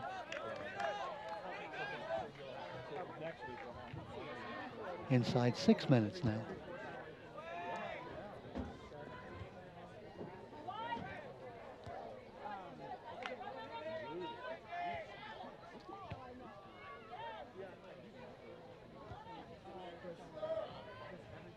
Stribe. The right idea. Looking for that 1 goal, Patterson Mill, that would put them into a dogfight in this game.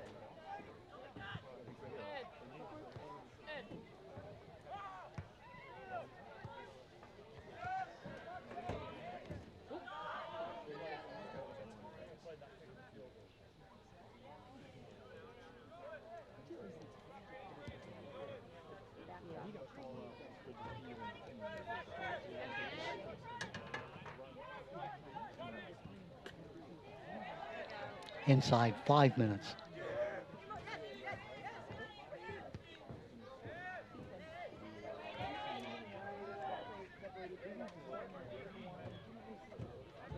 Harper Tech in no big hurry. They've got that two goal lead.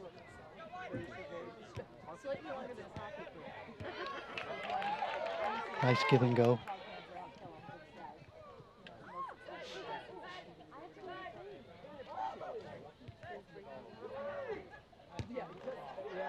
Not able to turn the foot. The kick is wide. 4 minutes, 20 seconds and counting. Bob, if you're Hartford Tech, do you try to take the air out of the ball, so to speak? Just try to stall a bit or Well, play yeah, conservatively? possess the ball. And that's what we saw last possession that they had was pass to one another. You don't have to be aggressive at this point, overly aggressive. Mhm. Just make sure that you possess and that you eat up the clock. The clock is your friend. Inside 4 minutes. Takeaway by the Cobras. That was Aiden Warren, number 2, the sophomore.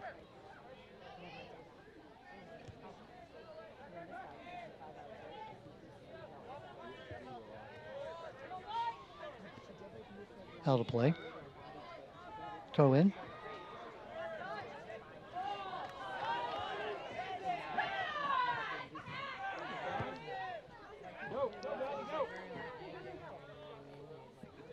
Now the clock really does become a factor. We're approaching the 3-minute mark left in the game. If you're Patterson Mill, you've just got to get that goal. Yeah, it's desperation time.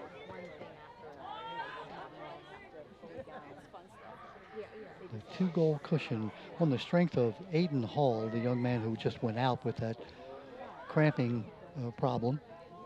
Got 1 goal in the first half and 2 goals here in the second half. He sponsored his team's 5-3 lead. First goal by Ben Kidrowski of Tech. Trent Strapovsky of Patterson Mill scored the goal that tied it at 1. Hall had the goal, made it 2-1 in the first half. That's where we were at the half, and then it's been 3-1, 4-1, 4-2, 5-2, and now 5-3. Another player down. It's like another cramping issue.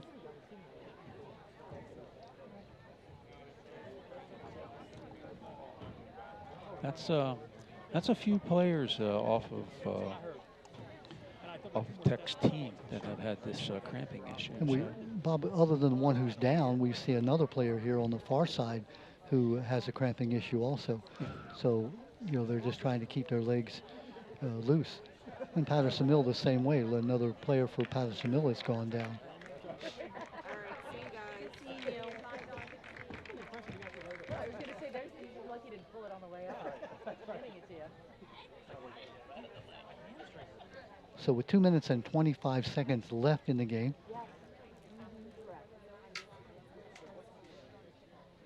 Clock is stopped, so it's not like, you know, the Tech Cobras are trying to milk the clock that way. For Tech coming in at 4-1-1, looking to go to 5-1. Patterson Mill was trying to even their record at 4-4. Here you see some of the crowd. Nice crowd here tonight. It was a shirt sleeve crowd, and now it's more like a light jacket crowd. See the Tech player going off the field with aid from the training staff. yeah, you know, the score is 5-3, but that's not indicative of how close this game really is. This easily could be a tie game. Yeah, if you're looking for a difference, of course, Aiden Hall, we've talked about him. He's just been so strong. He's put the pressure on Patterson Mill the entire game, scoring 2 goals on his own and then 1 goal on a penalty kick. And so he has the hat trick, if you will, here tonight for the Hartford Tech Cobras. 2 minutes, 25 seconds as the clock starts again. I don't want to hear it, Tribe. There's no warning.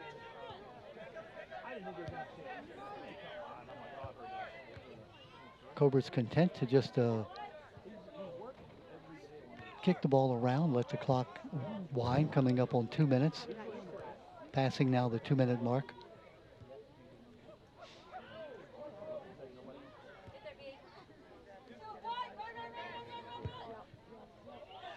Ooh. That was a nice kick from way outside.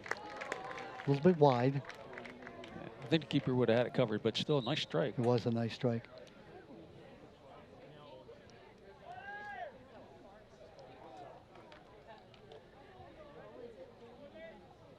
So we see the clock is stopped, and there's a circumstance where rules are if the winning team wants to substitute in the last 5 minutes of the game, the referee stopped the clock. That keeps the teams from, Milking the wasting, clock. wasting time, etc.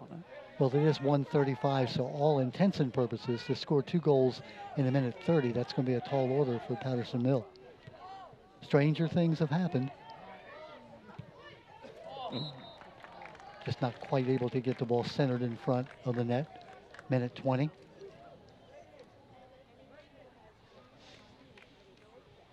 I want to thank Gerard Clark, who's the athletic director here at Patterson Mill, and also Paul Danielle, the athletic director at Harper Tech, who've been just great friends here again, as they always are, helping us to televise this game. Thank you for tuning in all season long. Bob, thank you for your expertise. It's just been great fun. Oh, it's been a pleasure, Don. I really appreciate the opportunity to be here and work with you. You are the master, and You said I've had fun. I really have. This has been enjoyable. You said that just the way I wrote it.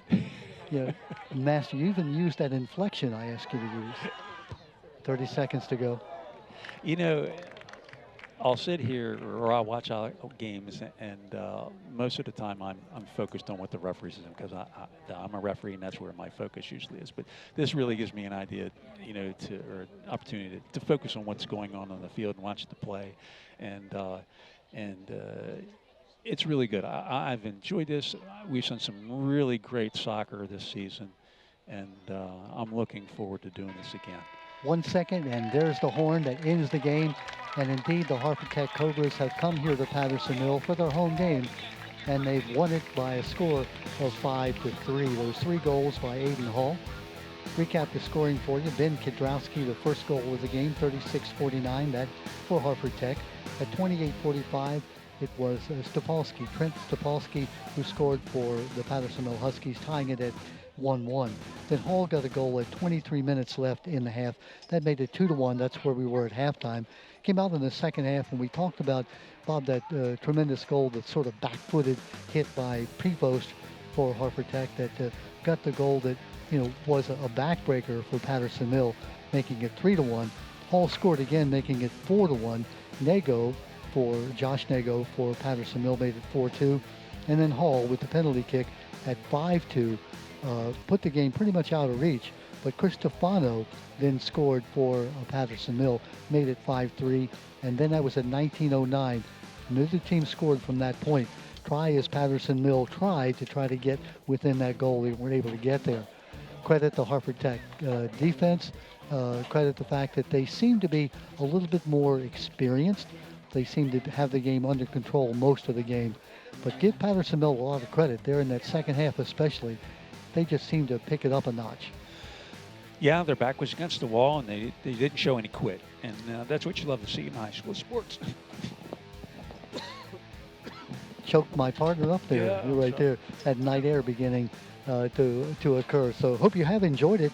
Our 5-3 final game. The Harper Tech Cobras going to 5-1-1 on the season. Patterson Mill dropping to 3-5. Both teams, though, have that good thing, Bob, and that is the postseason coming up, wanting to get these young players experience to get in position for a second half charge, or post half charge, I should say. Remember that Harper Tech went to the 2A finals last year and lost, and as recently as 2018, the Huskies from Patterson Mill won it all. So the great thing about high school sports in this area is you have that second season, the postseason. Yep, and they'll both be in it, and they have an opportunity to advance. Well, Bob Frisch, thank you so much for being here as my partner, and thanks everyone for tuning in. Thanks to the Harper TV crew for all their great work as always, and again for the folks here at Patterson Mill for making us feel so welcome. Hope you've enjoyed our contest. Harper Tech Cobras winning by a final score of 5-3 over the Patterson Mill Huskies. Good night, everyone.